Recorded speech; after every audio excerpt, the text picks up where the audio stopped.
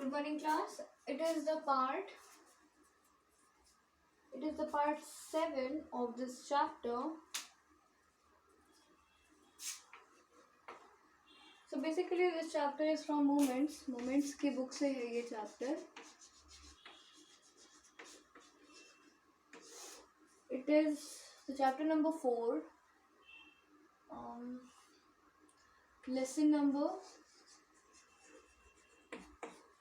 Lesson 4. In the Kingdom of Fools. In the Kingdom of Fools. In the Kingdom of Fools,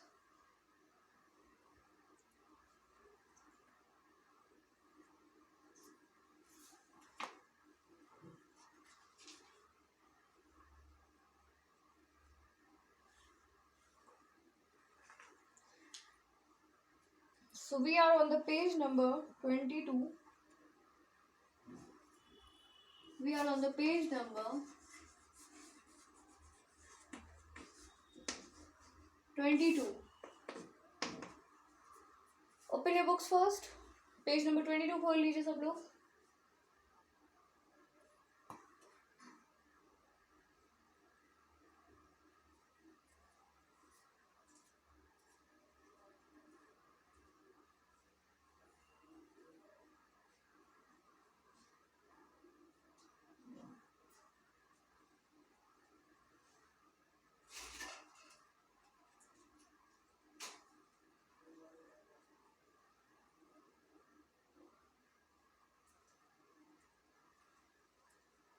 तो इस chapter में हम लोगों ने कुछ कैरेक्टर्स के नाम पढ़े हैं. उन कैरेक्टर्स को यहाँ लिख दिया जाता है. उन कैरेक्टर्स के नाम हैं, सबसे पहले तो है हमारे किंग और मिनिस्टर.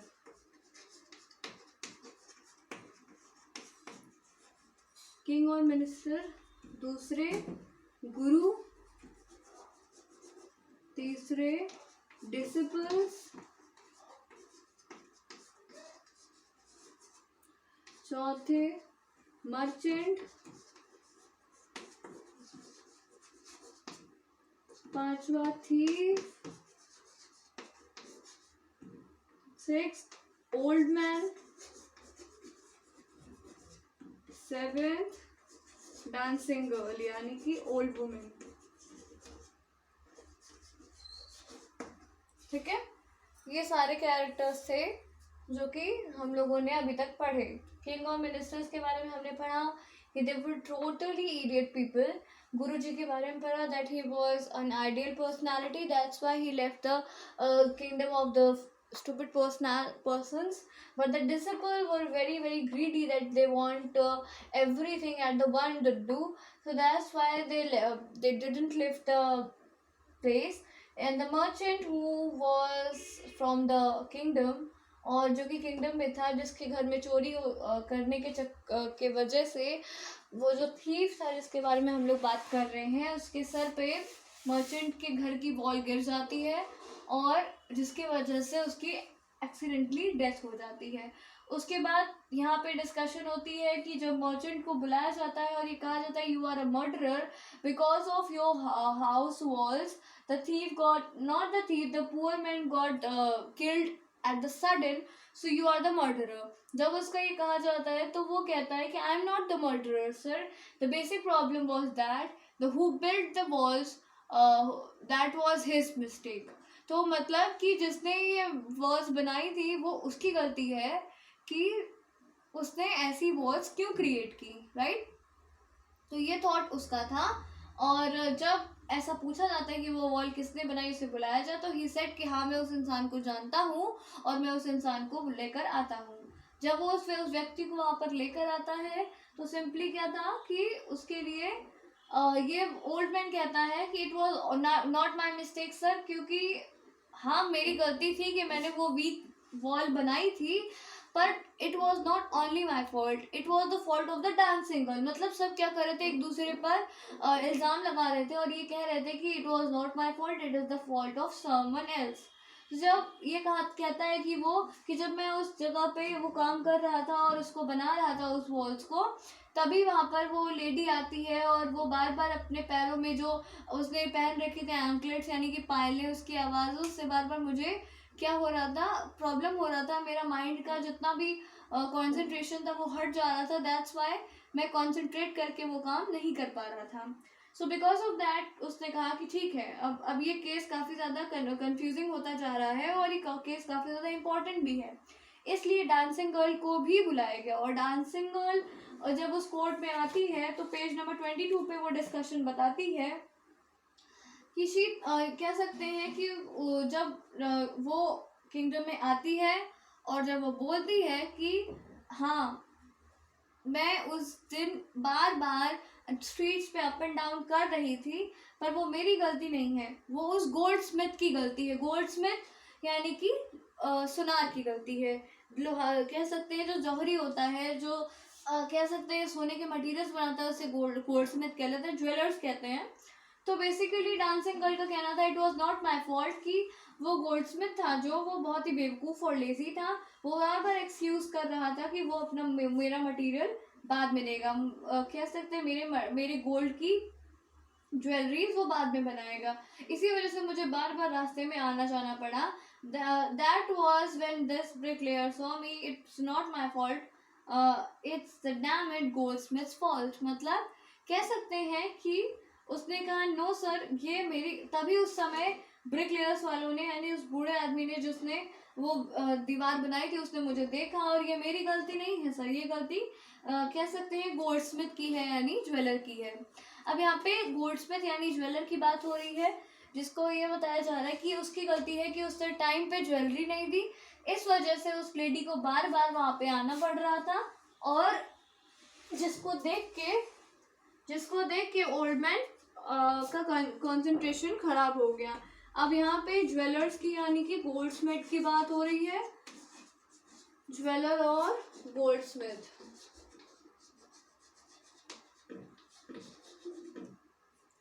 तो गोल्डस्मिथ या ज्वेलर की बात चल रही है। अब ज्वेलर को ऑब्वियस सी बात है बुलाया जाएगा।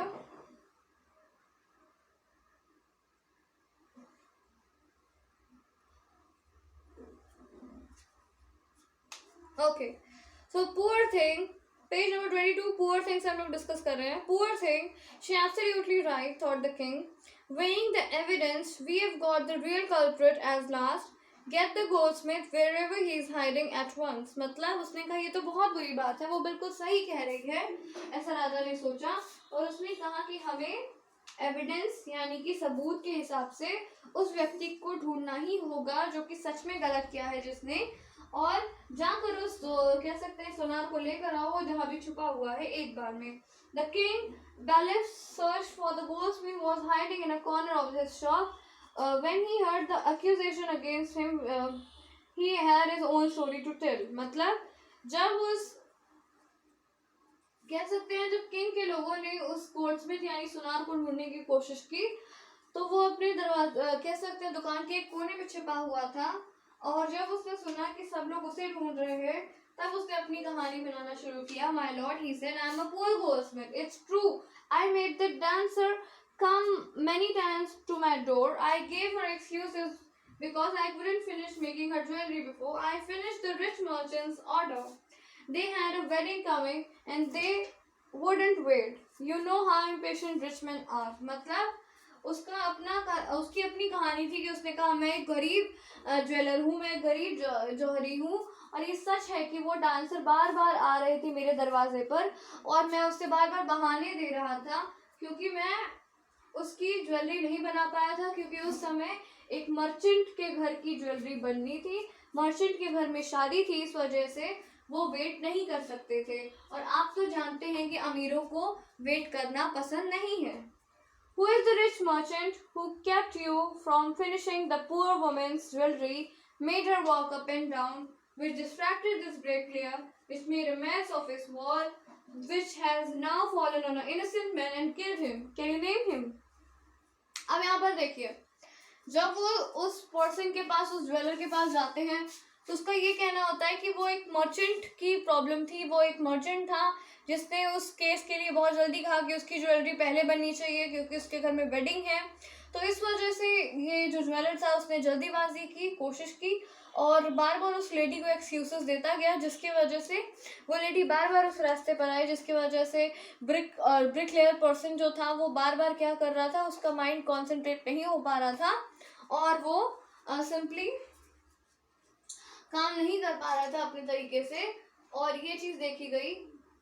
आगे क्या बताया गया कि ज्वेलर का किंग का ये पूछना था कि इसके वजह से वो एक अच्छी वॉल नहीं बना पाया, जिसकी वजह से एक ऐसे व्यक्ति की डेथ हो गई जिसको जीना चाहिए था।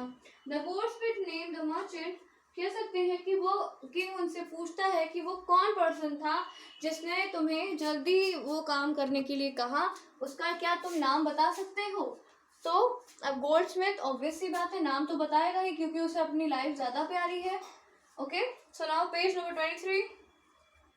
The goldsmith named the merchant, and he was the none other than the original owner of the house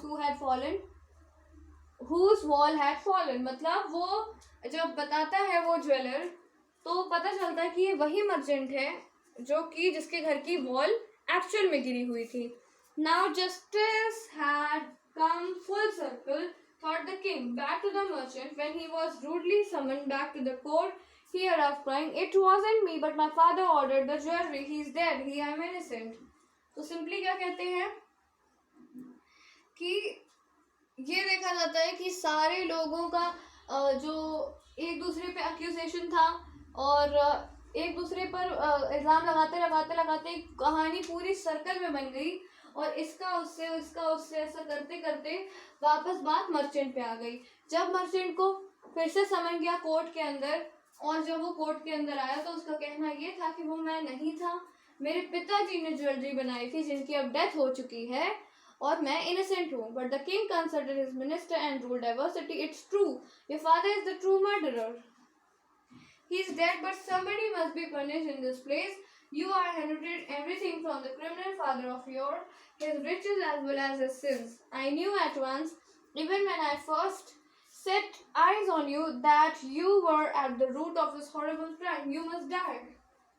Simply कह सकते हैं कि जब उसने कहा कि मेरे पिताजी ने उस ज्वेलरी को बनने के लिए ऑर्डर दिया था, वो मैं नहीं था। और उसका कहना ये था कि जब किंग अपने मिनिस्टर से बात करते हैं तो कहते हैं कि सच बात है कि तुम्हारे पिता ही सही के मर्डरर थे और अब वो मर चुके हैं, लेकिन किसी को तो पनिश करना ही होगा उनकी जगह। और जैसा कि तुम्हें अपने पिता से सारी अच्छी चीज़ें मिली हैं तो तुम्हें उनकी बुरी चीज़ें भी मिलनी पड़ेंगी। और जब मैंने तुम्हें पहली बार देखा था तभी मुझे ऐसा लगा था कि तुम इस दुखद घटना के, इस भयंकर घटना के कह सकते हो जड़ हो और तुम्हें तो मरना ही चाहिए। सो इस चैप्टर में अभी तक हम लोगों ने क्या पढ़ा? इस चैप्टर में हमने पढ़ा कि मर्चेंट से थीफ से मर्चेंट, मर्चेंट के बाद ओल्ड मैन के बाद डांसिंग गर्ल, फिर ज्वेलर, फिर वापस से मर्चेंट। इतने लोगों की स्टोरी एक दूसरे से बैक करके वापस उसी पर आती है, जिसमें कि लास्ट में जो मर्चेंट होता है उसे गिल्टी माना जाता है और वो राजा कहते हैं कि उसे मरना चाहिए। पर एट द एंड जब वो कहता है कि it was not his fault, it was not his problem, क्योंकि उसका ये कहना था कि it was not his mistake, ये उसके फादर के द्वारा एक ऑर्डर दिया गया था जो कि उनके टाइम पे एक मैरिज थी। तो इस वजह से किंग का ये कहना था कि किसी न किसी को तो पनिशमेंट देनी ही होगी, राइट। सो इस वजह से ये कहा गया कि वो पनिशमेंट देने के लिए ही उन्होंने सोचा कि हमें क्या करना चाहिए। ठीक है।